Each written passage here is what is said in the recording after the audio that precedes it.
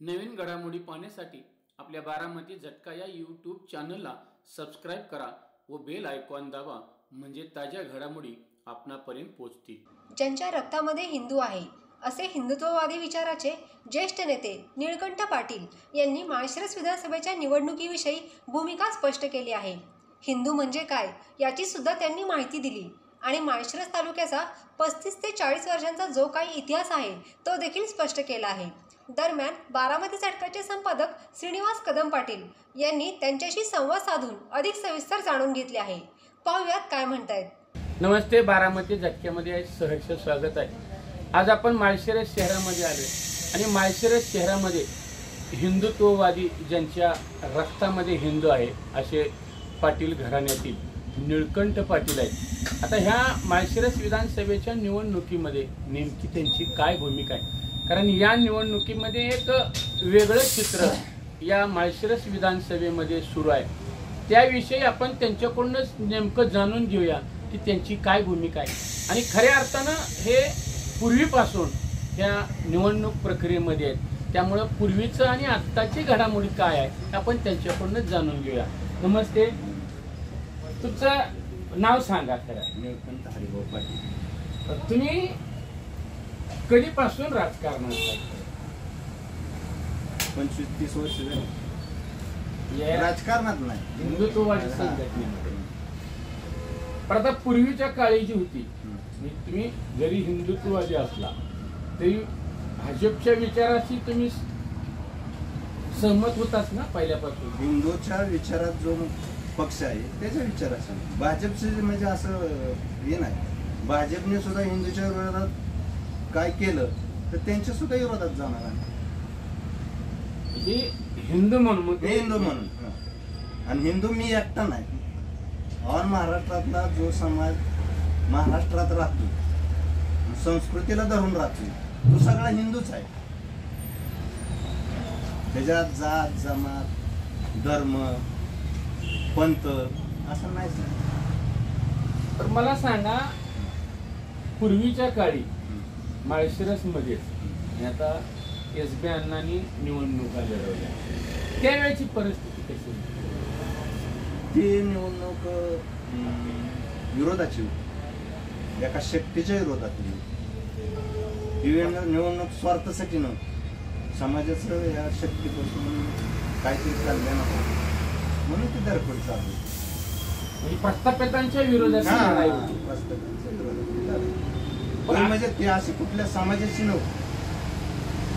आता जे चालू आहे त्या इलेक्शन मध्ये ज्या समाजाचा आहे त्याला मतदान, इतक्या दिवस समाज कुठे ठेवतो?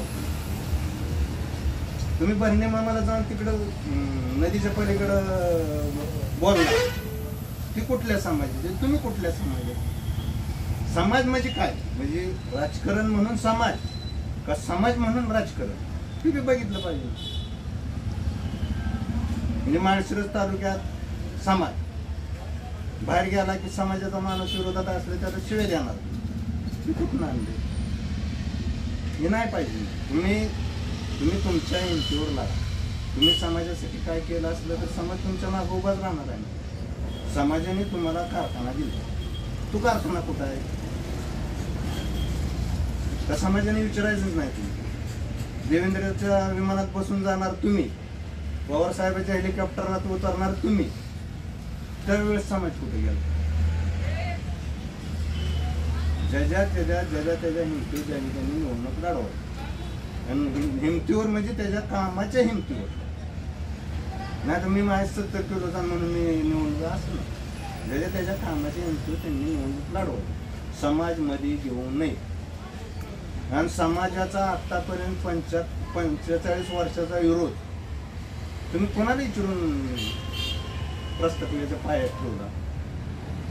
कोणाशी बोलला तुम्ही? तालुक्यातल्या किती माणसाशी बोलला, किती माणसांना घेऊन तिथे गेला तुम्ही? आपल्याला असं करायचं, तुम्हाला जे पटतंय ते तुम्ही करताय, समाजाला का बोलताय? समाज नाही ना खपवून घ्या तुम्ही, समाजाचा निर्णय म्हणून आता जे बोलताय समाजाचा आहे, समाजाचा आहे, त्यावेळेस तुम्ही जाता इकडं तिकडं गेला पण त्यावेळेस समाजाला विचार आता समाजावर काय आहे? त्यांच्यावर का दबाव आणता तुम्ही? समाजावर दबाव आलाच नाही पाहिजे. प्रत्येकाने 100% मतदान करायला पाहिजे. कुणाला करायचं हे मी नाही सांगत, पण मतदानाचा हक्क 100% बजवायला पाहिजे. प्रत्येकाच्या विचाराने ते कुणालाही देईन, पण मतदान हे 100% झालं तर महाराष्ट्राचा विकास होणार. जे मला खतखत होती पण मी मतदानात घेत नाही, त्याचा उपयोगच नाही.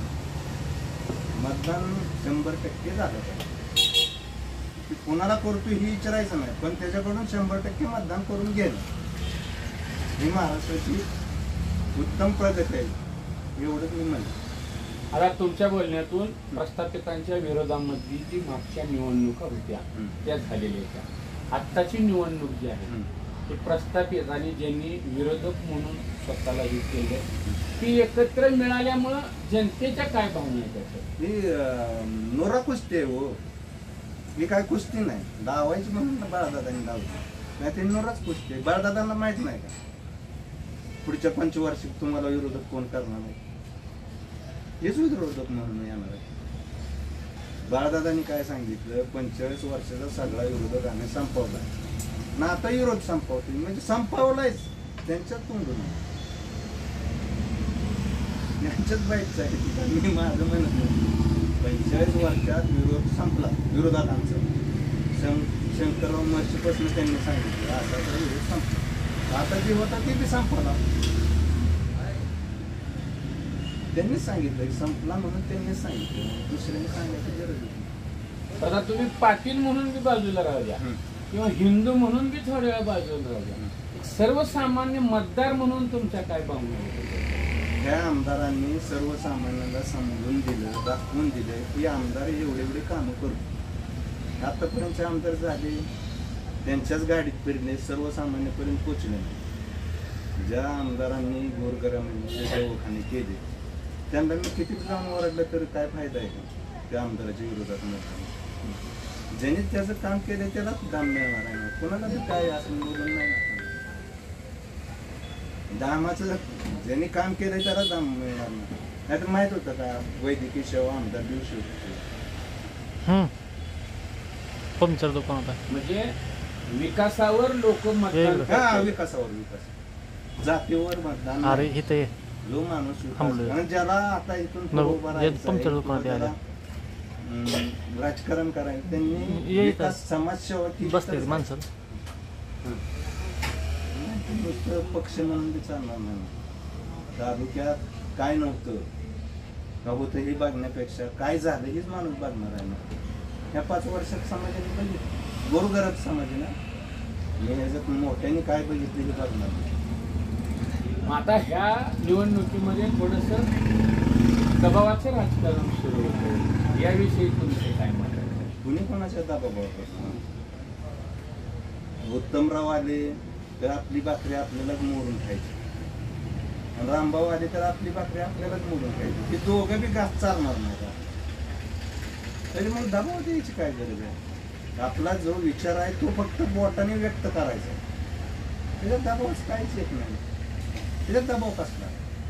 हा, टाकणारे टाकते, पण त्या दबावाला कोणीही बळी पडू नये. जे रिॲलिटी आहे त्याच्यावर बरोबर वागा.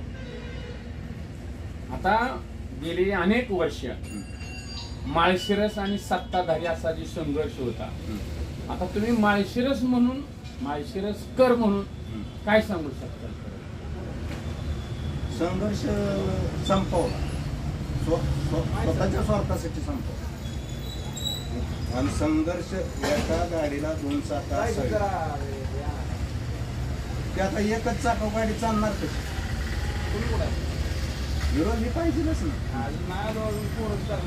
म्हणजे विरोधासाठी विरोध नाही, पण समाजाची जी अवगती होती त्याच्याबद्दल विरोध पाहिजे. त्याच्यात दबावाचं याचं काय राजकारण नाही. बालदादांना लावताना नोरा कुस्ती लावली,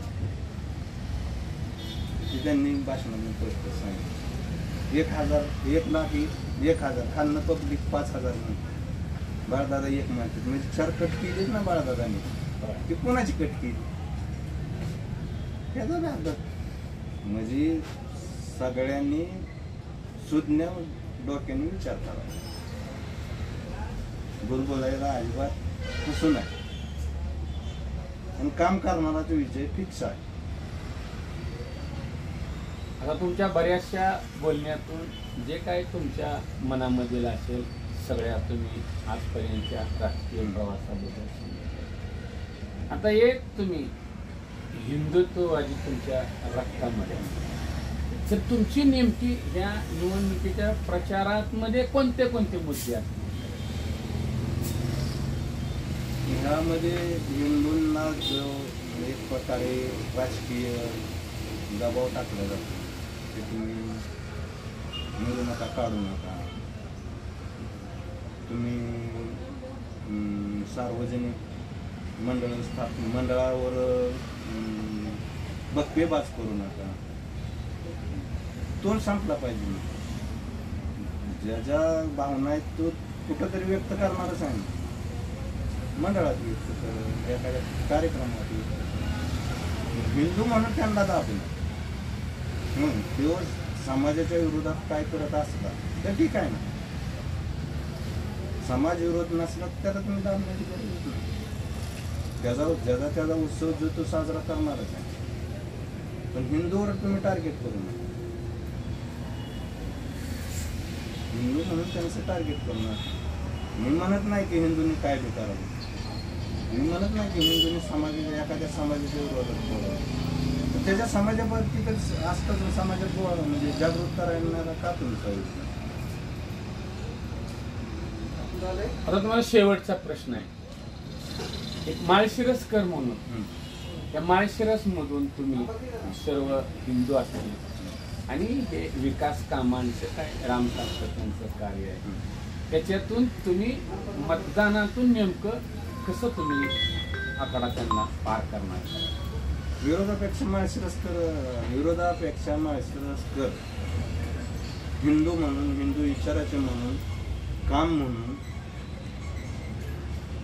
पोचपावती विरोधापेक्षा जास्तच द्या. हे आमदार राम सातपुतेंना येथून मताधिक्य मिळणारच. आपण पाहिलं की हे निळकंठ पाटील होते जे हिंदू विचाराचे आणि त्यांनी या माळशिरस विधानसभेमध्ये ॲडव्होकेट सुभाष अण्णांपासून जवळून राजकारण पाहिलेलं आहे.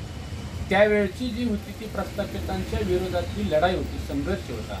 परंतु या निवडणुकीमध्ये संघर्ष हा संपलेला आहे आणि तो संपलेला संघर्ष सर्वसामान्य जनतेला मान्य नाही. त्यामुळे त्यांनी सांगितले की हे माळशिरसकर निश्चितपणे आमदार राम सातपुते यांना जादा मताधिक्य देईल आणि विरोधकांना त्यांची जागा दाखवल्याशिवाय राहणार नाही असं त्यांचं या ठिकाणी म्हणणं. निश्चितपणे तुम्ही आलात आणि तुमच्या ज्या काय प्रतिक्रिया भावना दिल्या त्याबद्दल बारामती जगता यूट्यूब चॅनलच्या वतीनं राम राम धन्यवाद.